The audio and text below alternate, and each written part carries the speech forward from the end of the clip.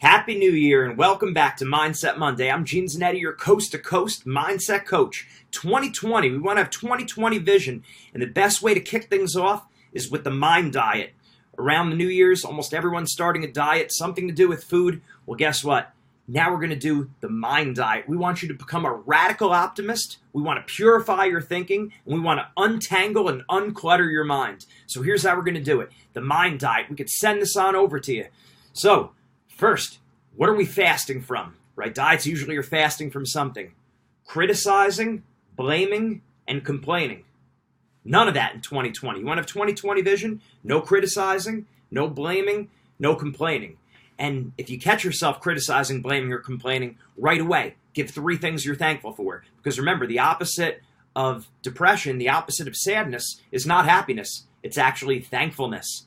Okay, so you want to be thankful. There is actually probably almost a perfect negative relationship between thankfulness and nerves. In other words, the more nervous you are, probably the less thankful you are. The more thankful you are, probably the less nervous you are. Okay, so attitude of gratitude. Fasting in 2020, at least for the first month, at least do January, even if you're not going to do all 2020. Of course, I'd recommend all of it, but at least for the first month, 30-day Mind Diet. No criticizing, blaming, or complaining. Next, no gossiping. Don't talk about people who aren't in the room. No cursing, using bad language. No lying. Say what you mean and mean what you say. And no using the Lord's name in vain. No oh my God, no OMG, even derivatives like oh my gosh, geez, don't say that. Shouldn't be saying Jesus Christ unless it's in prayer. You shouldn't be saying God and then after that saying damn it, okay? That's all taking the Lord's name in vain. It's a violation of the second commandment. You should never be doing that. But let's really make it a point in January. No gossiping, no cursing, no lying, no taking the Lord's name in vain, or even derivatives, or even writing it down. Okay? No sexual humor, no innuendo. A lot of people do this because they're trying to get a laugh out of people. They try to be cool. Use your creativity. Think of another way to be cool. Think of another way to get a laugh out of people. Next, we're fasting from watching, listening, or reading anything negative. So nothing that has to do with cursing or sex or violence, gratuitous violence. All right, scrap it. That means songs that you listen to. That means movies that you watch. Any of that. Let's get that out of our minds, right? Remember, we're trying to unclutter our thinking, so we need to do something radical to think differently. Okay? We do it with things like food. We got to do it with our mind. Next, finally, the last thing we're abstaining from, that we're fasting from, is using what I call upside down words. Now, I've never seen any research done about this, but I started to see there are words that are upside down words, negative words used to describe something good. Like if something's good, we'll say, oh man, that's sick. Whereas sick is usually not a good word, right? Or something happens and we say he's wicked fast or he's wicked strong. Maybe in Boston they say that, right? Well, wicked is usually described as something bad. Also, we'll say, he was a nasty athlete, right? Meaning like he was tough. Well, tough has a good connotation. Nasty has a negative connotation. So let's scrap that, at least for this month. This category of upside down words, this is the least critical. It's the least studied. But I bet you if we start using positive words to describe positive things, and if we eliminate these negative words describing positive things, we kind of invert the order, right? We're calling good evil and calling evil good, right? I think there's something to that. Right? Or saying, an athlete, oh, he's a bad man. Well, bad is a negative connotation. So let's stop using upside down words, at least for the month of January. See what happens. Let me know how it goes. I'm curious to hear too. Maybe someone wants to do a research paper on that. Have at it. So don't use upside down words like sick, wicked, nasty, or bad unless you're describing something negative. Okay, and then finally, we want to make healthy substitutions. So just like when you have a food diet, right? When we do the Mind Diet, we're going to substitute some words and some phrases to other more positive, more proactive, more logical and rational words. Okay, so what are some common phrases? The first one, using the words I should, have to, need to, must, or ought to. Okay, so it almost sounds like a command. It sounds like the commandments, right? Thou shalt not kill. Thou shalt not steal. Now, when it comes to matters in faith and morals, it is absolute. Okay, but when we're talking about day-to-day, going through life, our studies, our training, when we say, our competing, when we say I should, I have to, I must, I need to, I ought to, it adds more pressure. When I spoke to a mindset coach back when I was competing, he pointed out that when I was describing a match that I lost, I kept saying, I should have done this and I should have done that. And he listened quietly and he said, do you realize you used the word should about 10 times in the last minute? I didn't know. I didn't realize it. And he said, instead, use words like, I want to, I will, I'm going to. And it takes a lot of pressure off. It doesn't sound like a Jehovian command coming down on you.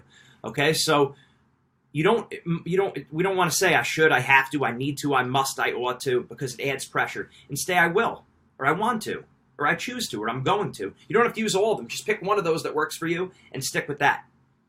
Instead of saying, I'll try. Usually that's a cop-out. It's just kind of soft, weak language. Instead, say I'm going to, or I will. So imagine you get up on the pull-up bar and you say, I'm going to try to do 20 pull-ups. Don't try to do it. Just do it. Now, look, we understand. Sometimes we fail. We make mistakes. We're all human, right? So don't feel bad about that. It's not a matter of bragging or being arrogant, but just say, I'm going to do 20 pull-ups. And if you miss, you don't do as well as you thought, that's fine. It's okay. But don't cop out behind try. Do or do not. There's no try, right? Okay, next word substitution we're going to make. Instead of using the word worry, use the word focus. If you swap that word out, it does the same exact thing, and there's less stress. So let's say you have a math test tomorrow, and a lot of times we say, if we have a math test tomorrow, sometimes we say, I'm not going to worry about English tonight, I'm going to worry about math. Don't worry about anything. What are you focused on? So we're not going to focus on math tonight, we're going to focus on English, or vice versa, whatever I said. Right? That's one I strongly encourage you use now on, because that's going to really help. We don't want to worry, we want to focus. Not we shouldn't worry, not we have to not worry, we want to not worry. We choose to not worry. See how the words we use are so important. Okay, and then instead of using the words always and never, again, rarely is it the case when we're saying always or that it's even right or correct or accurate to say always and never. Instead, temper your language a little bit. Say usually, often, or rarely. Here's where it bites you in competition. Let's say you make a mistake and you say, I always make that mistake. That's not healthy for you to think like that. Do you really always make that mistake? You never get it right?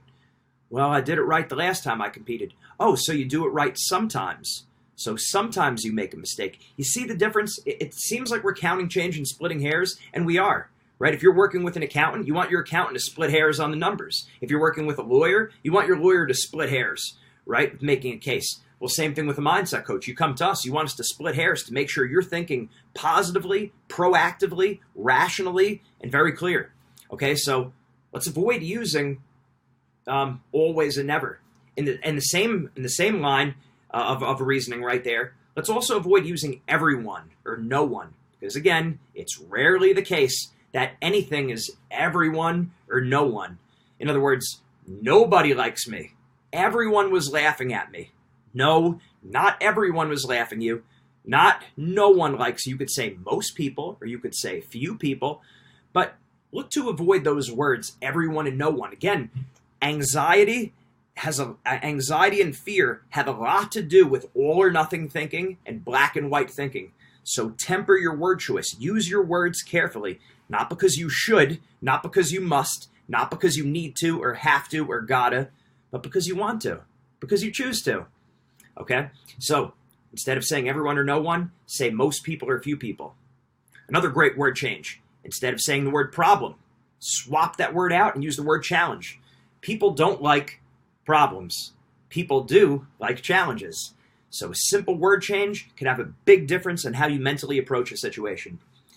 And then finally, the last substitution is stop awfulizing. In other words, making a situation 100% bad. When we use the words terrible, awful, horrible, stinks, or sucks, this is common among kids. And I remember being younger, a lot of times like, oh, this stinks, or that sucks, right? What you're doing in that situation is you're making a situation 100% bad. Number one, it's not logical. Things aren't 100% bad because you exist, and existence is better than non-existence. Okay, so right off the bat, it's not 100% bad.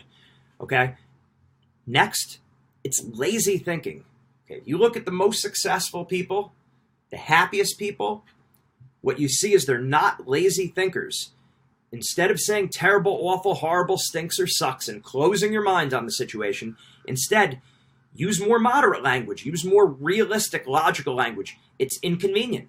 It's frustrating. It's undesirable. It's aggravating. You could even say it's very aggravating. It's very frustrating. It's very undesirable.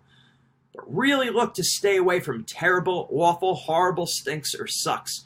Because, like I said, it's illogical, usually not supported by the facts, and it's lazy thinking. Okay, don't be a lazy thinker. The most successful people in any field are not lazy thinkers. The happiest people are not lazy thinkers. They go out of their way to find what they're thankful for or what opportunities they could find. Even when there's a bad situation, most successful people, they look for opportunity. So train yourself to be an active thinker, right? So again, these are the healthy substitutions. And why are the words so important? Because the words are the first link in the chain. Your words impact your thoughts. Your thoughts impact your behaviors, and your behaviors impact your destiny, your outcomes. So the first link in the chain is the words we use. If you clean up your words, you're going to clean up your thinking. Like I said, in 2020, I want you to be a radically optimistic person. I want to purify your thinking. I want to untangle your mind. So it starts with the 30-day mind diet. Like I said, I would love to see you take these changes with you, these improvements, these modifications with you for the rest of your life. Unclutter your thinking. Get rid of that anxiety and nervousness and build confidence. Be more logical. Be more realistic. It all helps. Okay, so the 30-day mind diet. Who's going to take me up on the challenge? And then who's going to continue it beyond the 30 days? Let's unclutter our mind and let's start living the life of our dreams. You could do it. I believe in you. Who's with me? We'll see you next week. God bless you. God bless your families. And I pray you all have a great 2020.